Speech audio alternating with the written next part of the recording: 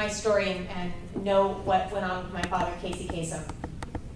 So most of you in the room, okay.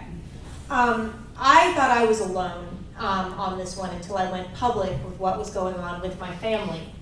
And that was that I was being blocked, my sister was being blocked, my brother was being blocked, and all of my dad's friends and family were being blocked from him when he got sick enough. So I'll start with, I had a very, very strong relationship with my father. There's a lot of stuff out there, you read a lot of stuff is tabloid.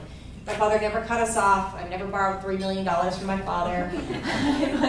My sister and brother and I were very close to my father. We saw him every single week and talked to him every day on the phone until he lost his voice.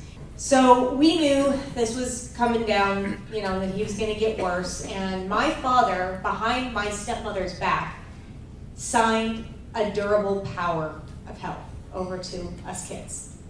Because we knew that something like this may go on. Because she had done this, my stepmother, Jean Kasem, had done this to her own mother with her 8 siblings. So about 3 months of me and my brother and sister trying to see my dad, finally say, okay, I'm going to go public with this because this is ridiculous. I'm going to say, in hopes that my stepmother will say, okay, shut up, I'll let you see your dad. It didn't happen.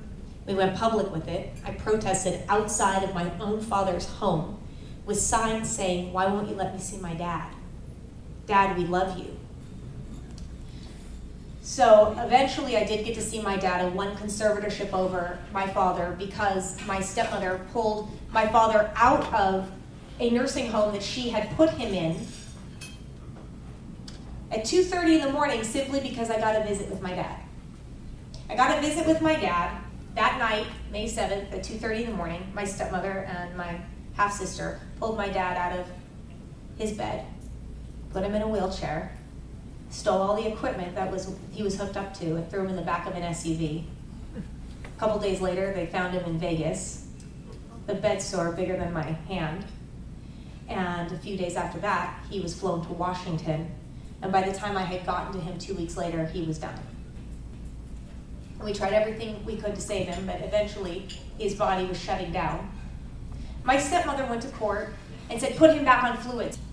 She got an injunction to put him back on this when my father couldn't breathe. The minute you stuck an IV in him and gave him any kind of fluids, his lungs flew up and he was suffocating to death.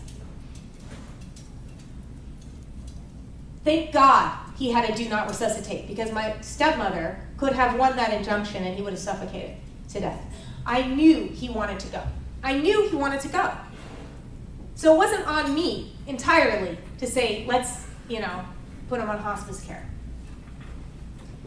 But I decided at this point, after fighting this and trying to see my dad and going through, at this point, a lot of money, said, okay, we got to do something for everybody else.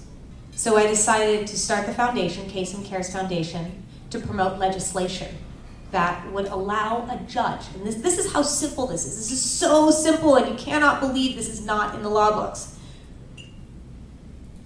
To allow a judge to rule on visitation. How simple is that? So people say, why did she do it? Why did she do it? That's the $100 million question. I have my own. I've gone on radio, I've gone on air saying I think it's severe mental illness. When I was a very little girl, my stepmother took I had a little penguin that I slept with every night. I'm 9 years old. And the dog chewed up the beak of the penguin. And she said, leave your penguin here and I'll fix him up. I love to sew. I'm 9 years old. I come back the next week, she has thrown the animal this little stuffed animal that I've had to her dogs as a chew toy. This is who I'm dealing with. This is a woman that if my dad walked out of a room and we were all playing together, when my dad walked back in, she would tell him that we had done something to her. I don't know why she does the things she does. I don't know why she did what she did to her 8 siblings with her mom. I don't even know if they know where she's buried. I sure don't. I don't know where my dad's buried. I don't even know if he is or isn't. It's another court. We're going to have to fight in the court to get my dad back here because he's in Canada. So whether you're in a good marriage or not a good marriage, or you're married, your second and your third, you're on your fourth, or if you're married to the same person, please make sure you protect yourself, you protect your kids. It's so important. It's so important.